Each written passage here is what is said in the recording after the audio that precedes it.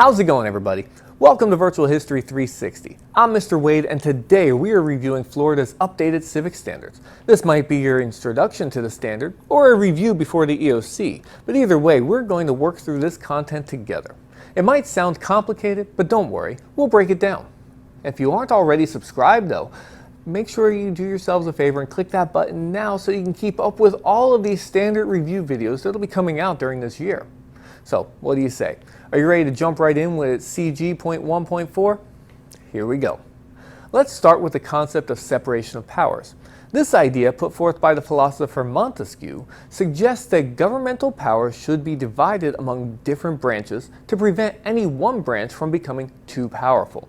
Montesquieu believed in a system of checks and balances, where each branch of government would have distinct powers and responsibilities. This idea greatly influenced the Founding Fathers, who incorporated it into the structure of our government. They believed that by separating the powers of the legislative, executive, and judicial branches, they could prevent tyranny and safeguard the rights and liberties of the people. Another important Enlightenment idea is natural law. John Locke, a prominent Enlightenment philosopher, argued that there are certain inherent rights that all individuals possess by virtue of their humanity. These rights include life, liberty, and property. Locke believed that these rights are not granted by the government, but instead derived from natural law. The Founding Fathers were influenced by Locke's ideas on natural law, and they incorporated them into the Declaration of Independence. They declared that all individuals are endowed with certain unalienable rights, and it is the government's duty to protect and uphold these rights. Locke also proposed the concept of the social contract. According to Locke, individuals enter into a social contract with the government where they willingly give up some of their freedoms in exchange for the government's protection of their rights.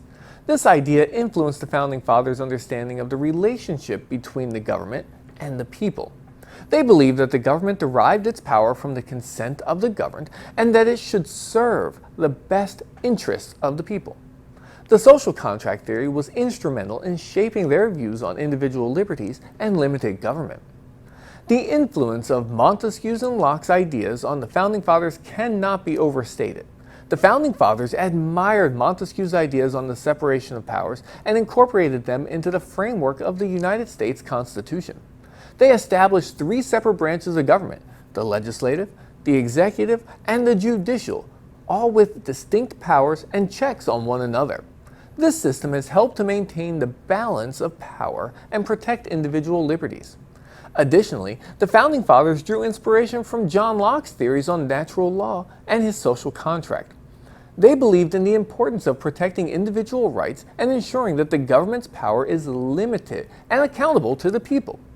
These ideas influenced the drafting of the Declaration of Independence, the Constitution, and the Bill of Rights, which enshrined the rights and freedoms of the American people. In conclusion, Enlightenment ideas, particularly those of Montesquieu and John Locke, had a profound influence on the founding of the United States. Concepts such as the separation of powers, natural law, and the social contract shaped the Founding Fathers' beliefs about individual liberties and the role of government. The Founding Fathers looked to these Enlightenment philosophers for guidance in creating a government that would protect the rights and freedoms of the people. Understanding the influence of Enlightenment ideas helps us appreciate the principles that our nation was built upon. It reminds us of the importance of checks and balances, the protection of individual rights, and the role of the people in holding their government accountable. Okay, I know you're going to go deeper into this standard in class, but hopefully now you feel more confident about the content. But I do want to hear from you. Do you have any questions about what we've talked about today? If so, leave them in the comments below. While you're there, go ahead and hit that like button for me so YouTube knows to share this video with everyone. And don't forget to subscribe if you haven't already. Be sure to check out my other videos like the ones you see over here. Make sure you watch this playlist because it has all the videos from these updated standards. But I also have other civics videos and US and world history videos as well. I even have videos I've shot in 360 that you can look all the way around. So do yourselves a favor and check them out, okay? Because I know you're going to like them. Alright, so for Virtual History 360, I'm Mr. Wade. I'll see you next time.